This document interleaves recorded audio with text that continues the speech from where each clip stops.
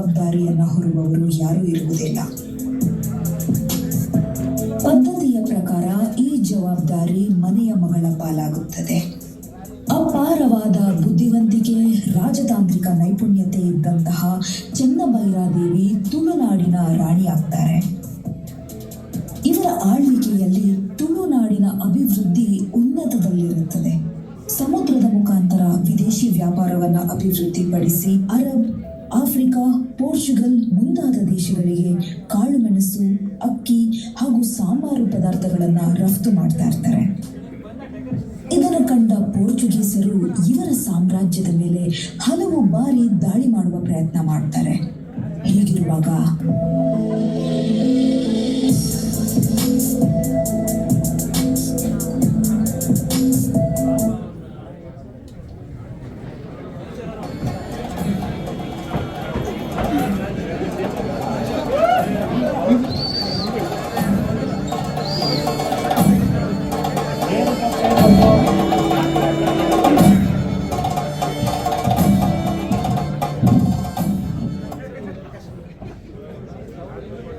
ಗೇರುಸೊಪ್ಪೆ ಮತ್ತು ಆಡುವಳ್ಳಿ ಜೋಡಿ ಸಾಮ್ರಾಜ್ಯಗಳ ಪಟ್ಟಣದ ರಾಣಿ ಐಹೊಳ ತುಳು ಮತ್ತು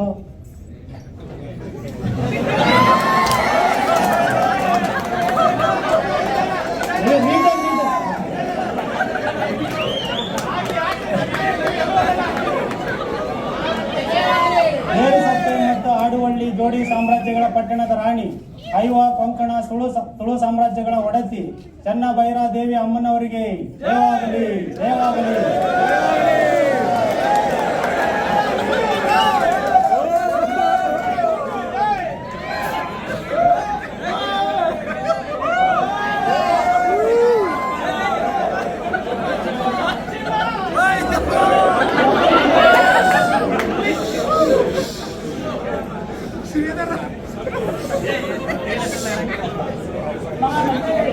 ಅವಸರದಲ್ಲಿ ಮಂತ್ರಾಲೋಚನದ ಸಭೆಗೆ ಕರೆದ ಕಾರಣವೇನು?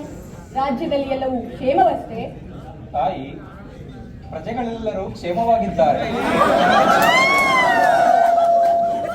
ರಾಜ್ಯವು ಸುಭೀಕ್ಷವಾಗಿದೆ.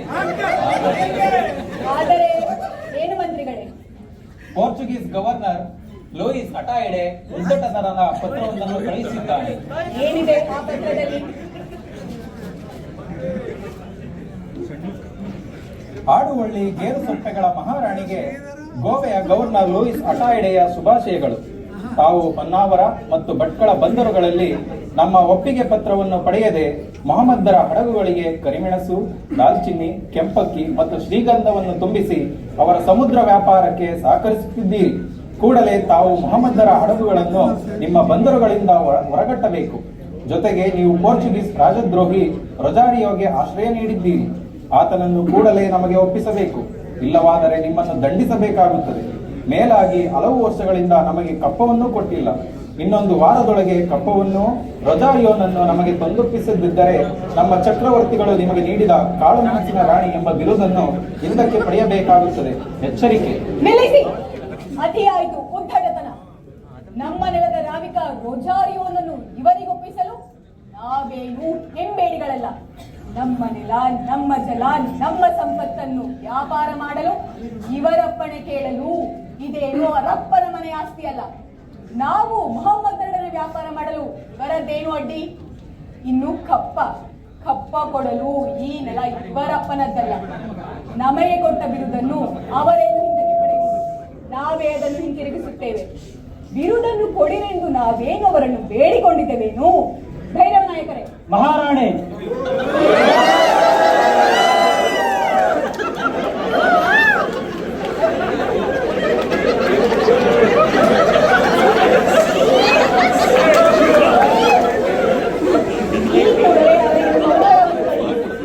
ನಾವು ಅವರ ಯಾವುದೇ ಕರಾರುಗಳನ್ನು ಒಪ್ಪುವುದಿಲ್ಲ. ಹಾಗೆ ಹೊಗೆ ವಡ್ಡಿ ಮತ್ತು ಇತರೆಯನ್ನು ಬೀಡಿಬಿಟ್ಟ ನಮ್ಮ ಸೈನ್ಯ ಕೂಡಲೇ ಹೊನ್ನಾವರಕ್ಕೆ ಬರಲಿ. ಹೊನ್ನಾವರ 12 ರಕ್ಷಣೆಗೆ ಇನ್ನಷ್ಟು ಯೋಧರನ್ನು ನೇಮಿಸಿ ಹೊನ್ನಾವರದಲ್ಲಿರುವ ನಮ್ಮ ನಾವಿಕ ಪಡೆಯ ಸರದಾರ ರೊಜಾರಿಯೋನನ್ನು ಕೂಡಲೇ ಕಾನೂರಿಗೆ ಕಳುಹಿಸುವ ವ್ಯವಸ್ಥೆ ಮಾಡಿ ಹೊನ್ನಾವರದ ಕೋಟೆಯನ್ನು ಇನ್ನಷ್ಟು ಸುಭದ್ರವಾಗಿ ಮಾಡಿ. ಅಪ್ಪಣೆ ಮಹಾರಾಣಿ. ನಮ್ಮ ಬಳಿ 300 ಮಂದಿ ಶಸ್ತ್ರಾಸ್ತ್ರ ಕಾವಲು ಪಡೆಯ ಯೋಧರಿದ್ದಾರೆ. ಅಗತ್ಯವಿದ್ದರೆ ಬಿಜಾಪುರ ಸೇನೆ ಬಳಿ ಹೆಚ್ಚು ನೆರವು ಕೇಳುತ್ತೇನೆ. ಹಾಗೆಯೇ ಮಾಡಿ. ಕಾಳು ಮೆಣಸಿನ ವಾಸನೆಗೆ ಭಾರತಕ್ಕೆ ಬಂದ ಪೋರ್ಚುಗೀಸರಿಗೆ ಸಮರಾಂಗಣದಲ್ಲಿ ನೆತ್ತರಿನ ವಾಸನೆಯನ್ನು ಪರಿಚಯಿಸುವ ಕಾಲ ಸನ್ನಿಹಿತವಾಗಿದೆ. ತಾಯಿ, ಅವರು ಪತ್ರದಲ್ಲಿ 1 ವಾರದ ಗಡಿವನ್ನು ನೀಡಿದ್ದಾರೆ. ಆದರೆ ನಮಗೆ ಬಂದ ಗುಪ್ತಚರ ಮಾಹಿತಿ ಪ್ರಕಾರ ಹೊನ್ನಾವರದ ಮೇಲೆ ದಾಳಿ ಮಾಡಲು ಅವರ ನಾವಿಕ ಸೈನ್ಯ 12 ದಿನಗಳಲ್ಲಿ ಗೋವೆಯಿಂದ ಹೊರಡಲು ಸಿದ್ಧವಾಗಿ ನಿಂತಿದೆ. ಅದು ಅವರ ಯುದ್ಧ ತಂತ್ರ. ಮಹಾಮಂತ್ರಿಗಳೇ, ಕುತಂತ್ರವೇ ಯುದ್ಧ ರೀತಿಯಾಗಿರುವ ಪೋರ್ಚುಗೀಸರು ಹೇಳುವುದೊಂದು ಮಾಡುವುದೊಂದು. ಅದರಲ್ಲೇನು ಹೊಸತು? ದಂಡನಾಯಕರೇ, ಈ ಬಾರಿ ಅವರಿಗೆ ಸರಿಯಾದ ಪಾಠ ಕಲಿಸಬೇಕು. ತಾಯಿ, ಅವರು ಯುದ್ಧಕ್ಕೆ ಸಿದ್ಧರಾಗಿರುವುದು 2 ಉದ್ದೇಶಕ್ಕೆ. ಒಂದು, ನಮಗೆ ಸಹಾಯ ಮಾಡಿದ ತಪ್ಪಿಗೆ ರೊಜಾರಿಯನನ್ನು ಬಂಧಿಸಿ ದಂಡನೆ ನೀಡಲು. ಮತ್ತೊಂದು, ಮತಾಂತರಕ್ಕಾಗಿ ಬರುತ್ತಿರುವ ಮಿಷನರಿಗಳಿಗೆ ಅವಕಾಶ ನೀಡುತ್ತಿಲ್ಲವೆಂದು ನಿಮ್ಮನ್ನು ಬಂಧಿಸಿ ಗೋವೆಗೆ ಒಯ್ಯಲು. ಆದ್ದರಿಂದ ಅಟಾಯಿಟ್ ಅವರ ಪ್ರಭು ಸೆಬಾಸ್ಟಿಯನಿಗೆ ವಿಶೇಷ ಪತ್ರ ಕಳುಹಿಸಿ ವಿಶೇಷ ತರಬೇತಿ ಪಡೆದ ನಾವಿಕ ಸೈನ್ಯವನ್ನು ಹಾಗೂ 130 ಹಡಗುಗಳನ್ನು ಪೋರ್ಚುಗಲ್ನಿಂದ ತರಿಸಿದ್ದಾನೆ. ಹಾಗಾಗಿ ಈ ಬಾರಿ ಸಮುದ್ರ ಯುದ್ಧದಲ್ಲಿ ಅವರನ್ನು ಗೆಲ್ಲುವುದು ಕಷ್ಟ ಸಾಧ್ಯ. ಅವರ ಹಡಗುಗಳ ಸಂಖ್ಯೆ ನೋಡಿ ಹೆದರಿದರೇನು ಮಹಾಮಂತ್ರಿಗಳೇ? ಅವರೊಮ್ಮೆ ದಾಳಿ ಮಾಡಲಿ, ನಂತರ ತಿಳಿಯುತ್ತದೆ ಪರಂಗಿಗಳ ಪರಾಕ್ರಮ. ಭೈರವ ನಾಯಕರೇ, ವಿಷಯ ಅಷ್ಟು ಸರಳವಲ್ಲ. ಮೊಸಳೆಯನ್ನು ಯಾವತ್ತೂ ನೀರಿನಲ್ಲಿ ಸೋಲಿಸುವುದು ಕಷ್ಟ. ಅದೇ ಮೊಸಳೆಯನ್ನು ನೀರಿನಿಂದ ಹೊರಗೆಳೆದು ಸದೆಬಡಿಯಬೇಕು. ಅರ್ಥವಾಯಿತು ಮಂತ್ರಿಗಳೇ. ಈ ಬಾರಿ ನಮ್ಮ ಯುದ್ಧ ತಂತ್ರ ಬದಲಾಗಬೇಕು. ಮೊಸಳೆಯನ್ನು ನೀರಿನಿಂದ ಹೊರಗೆಳೆದು ಸೋಲಿಸಬೇಕು. ಯಾತ್ರಾ ಧರ್ಮದ ಪರಾಕ್ರಮವನ್ನು ಇಡೀ ನಭೋಮಂಡಲಕ್ಕೆ ಪರಿಚಯಿಸುವ ಗಳಿಗೆ ಕೂಡಿ ಬಂದಿದೆ. ಇದು ಯುದ್ಧವಲ್ಲ, ನಾಡ ದೇವತೆಯ ಆರಾಧನೆ. ನಡೆಯಿರಿ, ನಮ್ಮ ಜೊತೆ ತಾಯಿ ದುರ್ಗಾ ಪರಮೇಶ್ವರಿ ಇದ್ದಾಳೆ. ಜಯ ನಮ್ಮದೇ. ಮಹಾರಾಣಿಗೆ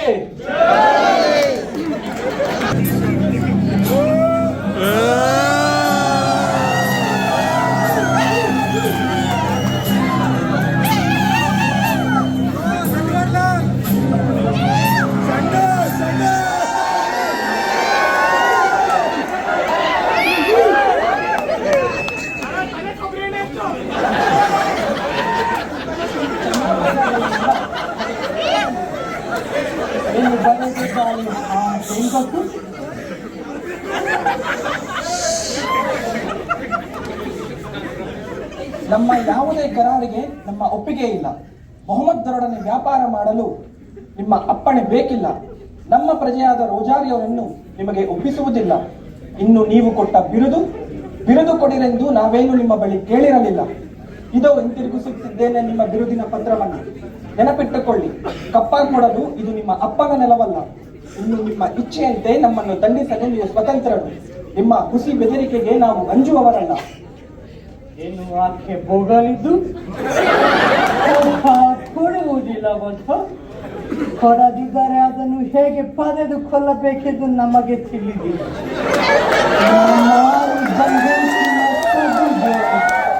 ಕಪವೇರು ತನ್ನ ಪ್ರಾಣವನ್ನೇ ಕೊಡಬೇಕಾದ ಪರಿಸ್ಥಿತಿಯನ್ನು ತಂದುಕೊಂಡಿದ್ದಾರೆ. ಬೇಗ ನಮ್ಮೆಲ್ಲ ಹದಗುಗಳನ್ನು ಹೊನ್ನಾವರದ ಕಡೆಗೆ ಹೊರಟಿ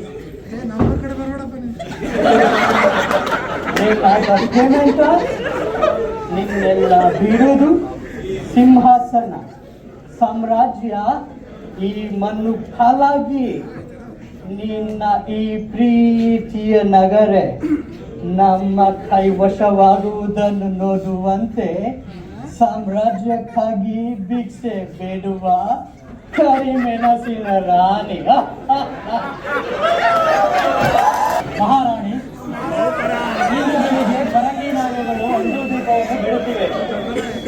ಒಟ್ಟು 130 ನಾವೆಗಳು ಹಾಗೂ 2500 ಶಸ್ತ್ರಸಜ್ಜಿತ ಯೋಧರಿದ್ದಾರೆ. ಅರ್ಧದಷ್ಟು ಯೋಧರು ಕುದುರೆಗಳ ಮೇಲೆ ಬರುತ್ತಿದ್ದಾರೆ. ಈ ಬಾರಿ ಅವರು ಜಲಯುದ್ಧದ ಜೊತೆಗೆ ಭೂಯುದ್ಧಕ್ಕೂ ಸಿದ್ಧರಾಗಿ ಬರುತ್ತಿದ್ದಾರೆ. ಮಹಾರಾಣಿ, ನಿಮ್ಮ ಅಪ್ಪಣೆಯಂತೆ ಈಗಾಗಲೇ ಕಾರವಾರ, ಆವಸ್ತಿ, ಅಂಕೋಲದ ಕೊತ್ವಾಲರಿಗೆ ಸೇತುವೆ ಬೀಳಿಸಲು ಸೂಚನೆ ರವಾನಿಸಲಾಗಿದೆ. ಈಗಿನ್ನು ಕಾರ್ತಿಕ ಮಾಸ, ಎಲ್ಲ ನದಿಗಳು ಉಕ್ಕಿ ಹರಿಯುತ್ತಿವೆ. ಸೇತುವೆ ತುಂಡಾಗಿರುವುದರಿಂದ ಆ ಪರಂಗಿಗಳು ನದಿಯನ್ನು ದಾಟುವುದು ಅಷ್ಟು ಸುಲಭವಲ್ಲ. ಅವರು ಒಬ್ಬೊಬ್ಬರಾಗಿಯೇ ತೆಪ್ಪಗಳಿಂದ ನದಿಯನ್ನು ದಾಟಿದರೆ ನಮ್ಮ ಸೈನಿಕರು ಅವರನ್ನು ಬಂಧಿಸುತ್ತಾರೆ. ಒಳ್ಳೆಯದು. ಭೈರವ ನಾಯಕರೇ, ನೀವು ಈ ಕೂಡಲೇ ಹೊನ್ನಾವರವನ್ನು ತೆರವುಗೊಳಿಸಿ, ಬಾಗಿಲುಗಳನ್ನು ಒಳಗಿನಿಂದ ಭದ್ರಪಡಿಸಿ ಹಗ್ಗದ ಮೂಲಕ ಹೊರಬನ್ನಿ. ಹೊರಗೆ ನಿಮ್ಮ ಶಸ್ತ್ರಸಜ್ಜಿತ ಸೇನೆಯಿಂದ ಪರಂಗಿಗಳು ಹೊರಬರದಂತೆ ಆದಷ್ಟು ತಡೆಯಿರಿ. ಅವರ ಫಿರಂಗಿಗಳಿಗೆ ನಮ್ಮವರೂ ಸಿಲುಕದಂತೆ ಎಚ್ಚರ ವಹಿಸಿ. 4-5 ದಿನ ಪ್ರಯತ್ನಿಸಿದ ನಂತರ ಅವರು ಮೇಲೆ ಬಂದವರ ಮೇಲೆ ಹೋರಾಡುತ್ತಾ ಪಲಾಯನ ಮಾಡಿಬಿಡಿ. ರಾಣಿ, ನಾವು ಶತ್ರುಗಳಿಗೆ ಬೆನ್ನು ತೋರಿಸಿ ಪಲಾಯನ ಮಾಡುವುದೇ? ನಾಯಕರೇ, ಸೈನಿಕರಿಗೆ ಹೇಳಿ ಇದು ಯುದ್ಧ ತಂತ್ರ. ಮುಳ್ಳನ್ನು ಮುಳ್ಳಿನಿಂದಲೇ ತೆಗೆಯಬೇಕು, ಕುತಂತ್ರವನ್ನು ತಂತ್ರಗಾರಿಕೆಯಿಂದಲೇ ಮಣಿಸಬೇಕು. ನಮ್ಮ ನೆರವಿಗೆ ಬರುತ್ತಿರುವ ಬಿಜಾಪುರದ ಸೇನೆ ಹಾಗೂ ಕೇರಳದ ಚಾಮೋರಿಗರ ನಾವೇ ಹೊನ್ನಾವರವನ್ನು ತಲುಪಲು ಇನ್ನಷ್ಟು ಸಮಯ ಬೇಕಾಗಬಹುದು. ಅಲ್ಲಿಯವರೆಗೆ ಈ ಪರಂಗಿಗಳನ್ನು ನಾವು ಹೇಗಾದರೂ ತಡೆಯಬೇಕು. ಈ ಬಾರಿ ಅಠಾಯಣೆಯ ಅಠೋಟಾಪವನ್ನು ಪರೀಕ್ಷಿಸಲೆಂದೇ ಈ ಯುದ್ಧ ತಂತ್ರದ ಹಾದಿ ಹಿಡಿದಿರುವುದು. ಅವನೊಬ್ಬ ಪರಾಕ್ರಮಿಯಂತೆ ಹಾಗೂ ರಣಕೋವಿಗನಂತೆ ಈ ಮಣ್ಣಿನ ಹೆಣ್ಣು ಮಗಳನ್ನು ಹೇಗೆ ಸೋಲಿಸುವನೆಂದು ನಾನು ನೋಡುತ್ತೇನೆ. ಅರ್ಥವಾಯಿತು ಮಹಾರಾಣಿ. ಆ ಪರಂಗಿಗಳು ಹೊನ್ನಾವರ ಕೋಟೆಯನ್ನು ಕಬಳಿಸಿದರು, ಅಲ್ಲಿ ಏನೂ ಇಲ್ಲವೆಂದು ತಿಳಿದು ಮೂರ್ಖರಾಗುತ್ತಾರೆ. ಅಲ್ಲಿಂದ ಕಂಟಪ್ಪ ನಾಯಕರು ಅವರನ್ನು ಕಾಡಿನ ದಾರಿಯ ಮೂಲಕ ಕಾನೂರಿನ ಕೋಟೆಗೆ ಕರೆದೊಯ್ಯುತ್ತಾರೆ. ಆಗ ನಮ್ಮ ಸೈನಿಕರು ಕಾಡು ಜನರ ಸಹಾಯದಿಂದ ಅವರ ಮೇಲೆ ಎರಗುತ್ತಾರೆ. ಇದೇ ಈ ಯುದ್ಧದ ತಂತ್ರಗಾರಿಕೆ.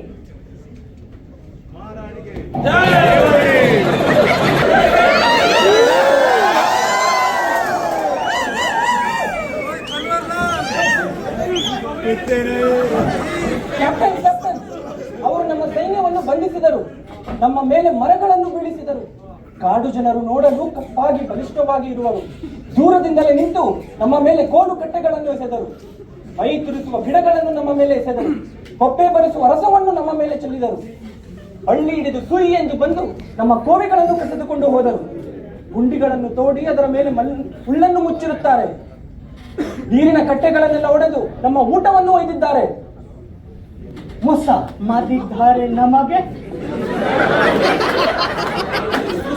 ನಾವೇ ಯುದ್ಧಕ್ಕೆ ಹೋರಾಡುವ ಸಮಯ ಬಂದಿದೆ. ಬೇಕಾದ ವ್ಯವಸ್ಥೆಗಳನ್ನು ಕೂಡಲೇ ಮಾಡಿ ಹಾಗೂ ನೀವು ನಿಮ್ಮ ಸೇನೆಯೊಂದಿಗೆ ಯುದ್ಧಕ್ಕೆ ಈ ತಕ್ಷಣವೇ ಹೋರಾಡಬೇಕು. ನಾವು ಅಲ್ಲಿಗೆ ಬಂದು ನಿಮ್ಮನ್ನು ಸೇರಿಕೊಳ್ಳುತ್ತೇವೆ.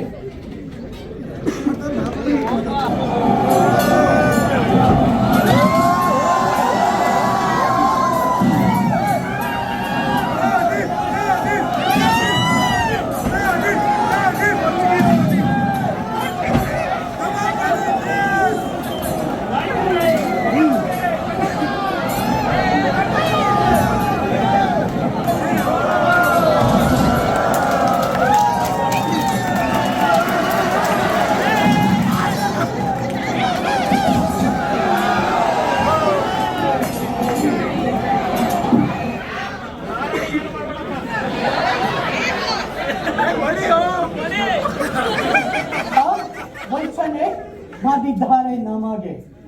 ಅವಳು ಮಾಟಗಾತಿ.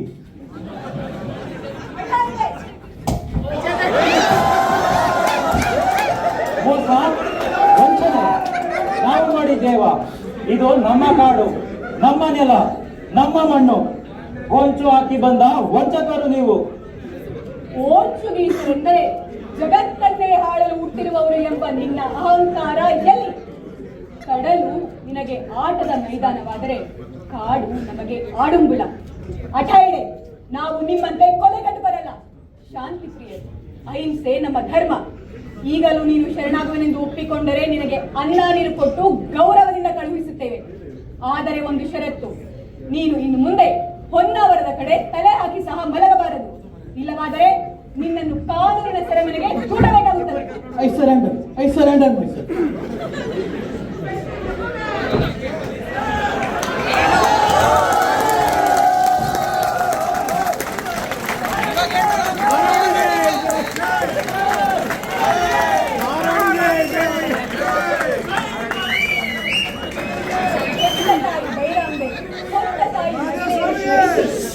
ರಾಜಗುರುಗಳು, ವಿದ್ವಾಂಸರು, ಸೈನಿಕರು, ದಂಡನಾಯಕರು ಹಾಗೂ ನನ್ನೆಲ್ಲಾ ಪ್ರೀತಿಯ ಪ್ರಜೆಗಳಿಗೆ ವಂದನೆಗಳು. ಯುದ್ಧ ಎಂದಿಗೂ ನಮ್ಮ ಆದ್ಯತೆಯಲ್ಲ. ಹಾಗೆಂದು ಅನ್ಯಾಯ ಅಕ್ರಮಗಳನ್ನು ನಾವು ಸಹಿಸುವುದೂ ಇಲ್ಲ. ಈ ಖಡ್ಗವಿರುವುದು ತಲೆ ಕಾಯುವುದಕ್ಕಾಗಿ ಹೊರತು ತಲೆ ತೆಗೆಯುವುದಕ್ಕಲ್ಲ. ಬಂಧುಗಳೇ, ನಿಮ್ಮೆಲ್ಲರ ನೆರವು ನೆರವಿನಿಂದ ನಗಿರೆಯ ನಾಡನ್ನು ಸಮೃದ್ಧವಾಗಿ ಕಟ್ಟೋಣ. ಎಲ್ಲರಿಗೂ ಒಳಿತಾಗಲಿ.